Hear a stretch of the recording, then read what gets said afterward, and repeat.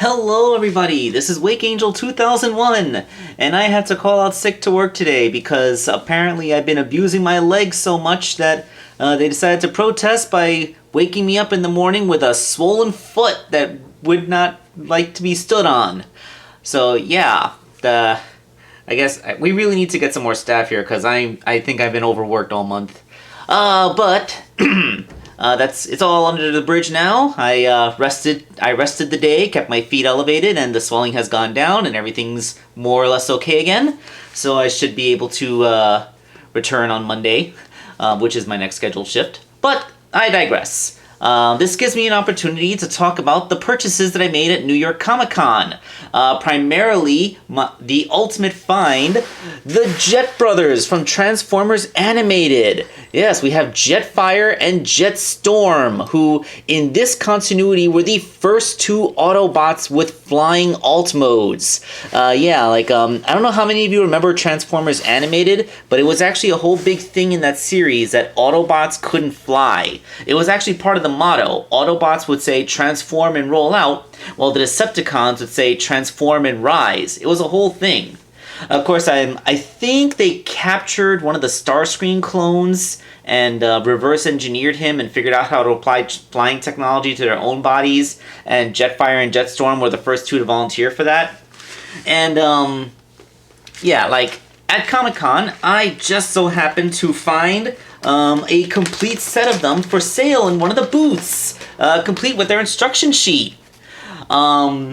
That is a super rare find. I've been trying to get these things on eBay for the past several years, and a fully intact set is always well over $100. Like, you can find cheaper ones, but they're damaged or missing pieces. These are complete and pretty much in perfect condition, and it wasn't exactly cheap. I did spend $75 on this. To get that kind of scratch, I actually had to sell off the Rescue Rabbit plush that I won at the Konami booth. You know, it's the Yu-Gi-Oh thing. So yeah, some guy was willing to buy the rabbit off of me after I won it in the pachinko game. So huzzah! But yes, I finally get to share the Jet Twins with you. Now, the whole gimmick of this particular set is that these guys are a combiner team. Yes, a combiner team of two. You don't really see that too often. Combiner teams usually have 5 members, or like in, I think it was one of the Unicron trilogy, they had that thing where they could transform into upper and lower bodies, which I believe TJ Omega affectionately nicknamed Shirt Mode and Pants Mode. But these guys, they do it via symmetrical docking, which is something that I have not seen in Transformers before or since. Symmetrical docking being a thing from another show about different transforming robots, whose name escapes me for the moment. So the thing is, when these figures were released in their own time, they were not very well regarded. People did not think of them as very good toys. For some things that I am going to point out, but I think with the benefit of hindsight and nostalgia, this set has a lot to offer. So with all that preamble out of the way, let's actually get into talking about these figures. The vehicle modes are pretty abstract. They're just weird space jet things. These guys never scanned actual Earth alt modes, so they're really under no obligation to look like anything too specific. They have a cockpit, but that's about it. And does the cockpit open? Yes, the cockpit does indeed open, even though the only thing in there is the back of his head. So that's an interesting part of his gimmick. He has this is Jetstorm, the one with, I think, had ice or water powers, and he has these little thingies that can fold out. They're hardly convincing as wings, but they do make the silhouette a little bit more interesting. The twin brother Jetfire. Oh, by the way, their Autobot symbol is the Elite Guard version with the wings coming out of it, and he also has the opening cockpit thing. And yeah, the overall shape is pretty much the same. And his translucent bits are orange. As far as I'm aware, there is some translucent plastic getting used, but it seems to not be bearing too much weight. So these figures still hold up even given their age. One weird thing is when you look at the bottom, you can see that they kind of have fists molded in there. That's for the combined mode, but it looks like even though each one only provides one arm for the combined mode, they did both for symmetry. So they do combine in their vehicle mode. So what you do is you just kind of turn them over, and you will see that there is a peg and slot and a complementary one on the opposite side, and you combine them for Super Jet mode. Woo! This looked significantly cooler on the show when they would combine and start zipping around. Like, they don't just connect by the bellies, they also connect here. There we go.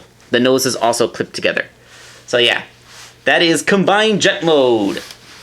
It's, yeah, it doesn't look like much. It does not look like much. But you know what? The combined jet mode is just kind of an incidental thing. It's just something that I feel that they were obligated to do, because what really makes these guys shine is robot mode. So let's get them into individual robot mode so we can talk about that. You know what? I want to try something. I'm going to see if I can actually do the transformation on camera, because these animated figures are cool and intuitive to do. So let's see. Unpeg these things. Got to be careful because they have a ball joint that likes to pop off. Let's see. Pull this part down. And that brings you the hips. I think one thing that people don't remember very fondly is they do that thing where you have a sliding joint. Like, a lot of people don't like sliding joints like that because they can lose friction and leave you with floppy legs that don't want to stay out. I can see that, but I think that these things are engineered well enough that you don't really have to worry about it that much. At least not for this guy. And I do believe that is the front, so the feet are pointed the right way. This thing comes down. Arms unpeg from each other. We fold the wind. Bring these things around. The windshield goes down like that. And then that pegs in there. This slides up and pegs in. Bring that down. Twist this around so that the translucent part is on the outside. Rotate that around to make a hand. And yeah, I did it. I transformed them on screen. Look at that. So yeah, the transformation's relatively simple and intuitive. And you get these pretty interesting looking robot modes. So let's get a close in.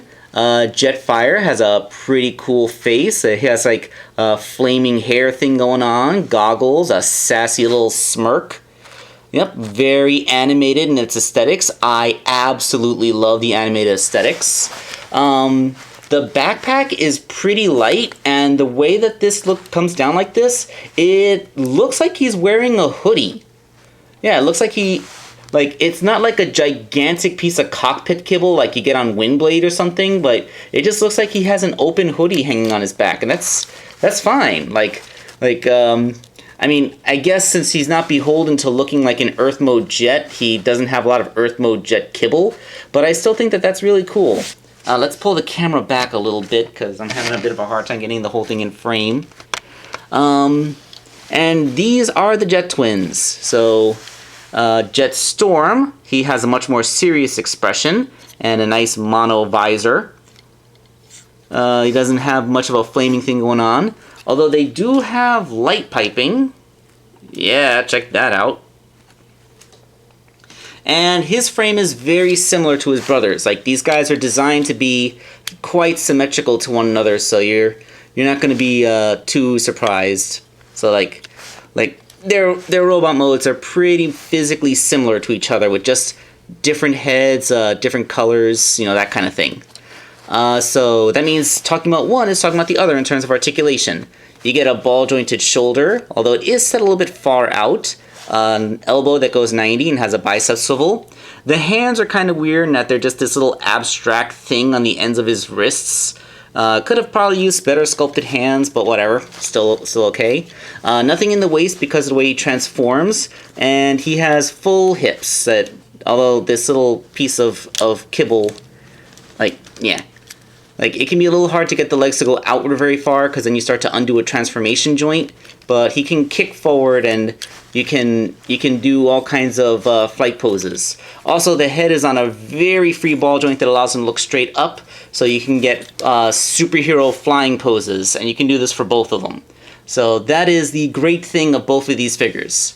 Now, this is obviously like a very plush stage that I'm using, so it's gonna, like, these figures are not standing, but even if I had a... Ooh, this is another thing that people call the flaw of the figures. Their torsos have a tendency to come unpegged like that because of what they do for combining. But I digress. We'll get to that later. The big flaw with these guys in their robot mode is, unfortunately, it can be difficult to stand them because look at their feet. These are their feet, and then this is all stuff that should be touching the ground to act as a heel spur, but isn't. Like, if this could come down just a little bit, like if this fist thing came down to meet the feet, then it would be perfect. But as it stands, it doesn't stand. You always have to make sure that the figures are leaned forward slightly in order to get them to stand, because otherwise they'll just fall backwards. It's not like they have huge backpacks that would make them back heavy. The back heaviness is caused entirely by the fact that he has fingers for heels. He has clenched fists for heels that do not actually touch the ground, and that's unpleasant. Okay, now the combined mode is where the real thing goes, and what makes this the most unique combiner I've ever seen, and what makes this set so fondly remembered even after all these years. So let's go ahead and get these guys into the combined mode, which I will do off camera because that's a little bit more complicated. Oh, but I will show the leg thing. You look, if you look in the inside of the legs, they both kind of do this thing like oh, beware my leg fists. But one of them comes out just a little bit further. So that is to make the leg a little bit longer for the combined mode. The first time I transformed him, I got confused from that because I pulled this one out all the way, and then I wondered why this one didn't pull out any further. So yeah, you gotta understand that there's an inherent asymmetry there because it will be symmetrical for combining, which we will do now. So with the two halves prepared, you do the symmetrical docking thing where everything connects to itself. You got the...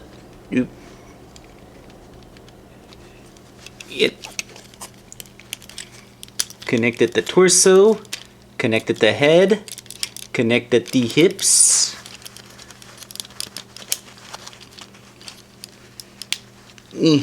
Darn it. I thought I was going to do this on camera and it would look cool, but it's just looking clumsy. Hold on. And there is Safeguard. Propped up against the back of the backdrop because he will not stand. But yeah, look at that. Like half and half face. Getting some Android Kikaider energy from that. Yeah, with the combined torso. Gets a little bit weird around the waist, especially because I think Jetfire's head is a little bit bigger than Jetstorm, so it doesn't want to fold as neatly inside of the torso. And the legs look a little bit scrawny this way, but look at that upper body. This thing is proportioned like a 90s parody of a superhero, and I'm kind of there for it. He has big giant fists, and yet he still has fists in the back of his feet. They could have, I know they did it for the sake of symmetry, but this, again, should have been a proper heel spur because the figure is still hard to stand because he's using the same legs. So because of the way they combine, there's no torso articulation, and the legs can go forward and backwards, but it gets a little bit weird trying to make them go outwards because you kind of have to undo transformation pegs. But you can cheat and get him into something resembling an A stance if you do so. It doesn't look too bad up here.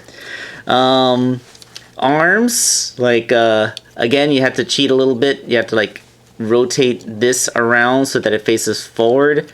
Then he can bring his hands up. Otherwise, like, you can have outward motion at the shoulder, or you can have forward motion at the shoulder. But it's kind of awkward to have both. Yeah, so, like... Actually, yeah, that is... I think that's actually completely intentional. The way you have to twist this around like this. Then you have... Yeah. Oop. Yeah. Mm-hmm.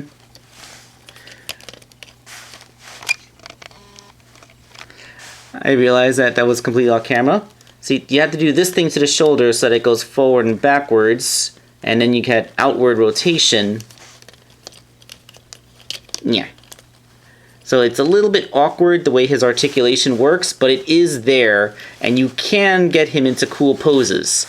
Actually, this is where his the huge weight of his arms actually can help him. It's better to get this guy into poses where he's ready to fight than it is having him stand stock straight, because now he actually does have a significant backpack. It is made out of Jetfire and Jetstorm's original arms, and although they are connected in a cool way back there, again, you're still using the original Jetfire and Jetstorm's legs, so getting this guy to stand neutrally is a harrowing challenge, but getting him to stand dynamically in cool action poses, that's easier, and you know what, that's kind of better. I'd rather my figure can stand while looking cool than stand stock still but then not be posable. And yeah, like it is kind of a bit of an ordeal, keep making sure everything stays pegged together while you're messing around with him, especially when you're trying to move his hips. But you know, like for the patient action displayer, then this is a thing. Really, like the fact that they pulled off this kind of combination at all is the super impressive part of this combiner set, and I would really like to see this concept return. Let's have like a G1 style version of these characters that can pull off this symmetrical docking thing. I want to see this again. Let's have another Fire and Ice Transformer that can do this whole symmetrical combine mode. Like Hasbro's doing combiners again. Like they're putting out the new the what you call Onslaught's team, the Decepticon car guys. You know, they combined, I think it's Onslaught. Why am I blanking on names now? I suck. And then they're doing like that core class combiner set for Dinobots. I want to see this again. So like imagine like if I bet like with the more rectangular shapes, this would be easier to pull off with G1 style Transformers than it ever was with animated styles.